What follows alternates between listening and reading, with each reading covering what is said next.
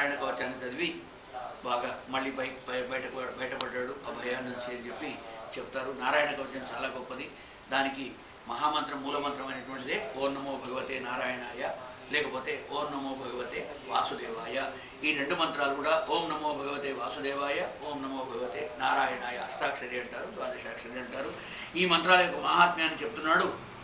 ద్వాదశాక్షరి మంత్రం యొక్క ఓం మొదలుకొని 12 అక్షరాలను కనుక మనం మంత్రంతో సహా ఓంకారంతో సహా ఉచ్చరిస్తే ఇక దానివల్ల అత్యంత ఫలం ఉంటుంది అని చెప్పి చెప్తూ ఉన్నాడు.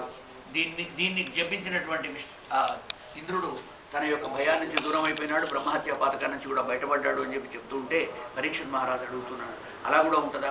నారాయణ కవచం చదివితే అంతటి పాతకాన్ని కూడా పోగొట్టుకుంటారా? ఆ కథ నాకు చెప్పండి అని చెప్పి మళ్ళీ ఆయన అడుగుతూ ఉన్నాడు శుకబ్రహ్మను. అప్పుడు శుకబ్రహ్మ పరీక్షిత్ మహారాజుకు జరిగినటువంటి కొన్ని వృత్తాంతాలు చెప్పి దధీర్చి మహర్షి దగ్గరికి పంపడం, అక్కడ ఆయన యొక్క అస్థికలతోటి, ఆయన వీపు ఎముకతోటి ఈ వజ్రాయుధాన్ని ఘటించడం, దాన్ని నిర్మించడం, ఇదంతా కూడా ఈ అధ్యాయంలో చెప్తారు. ఓం నమో భగవతే వాసుదేవాయ.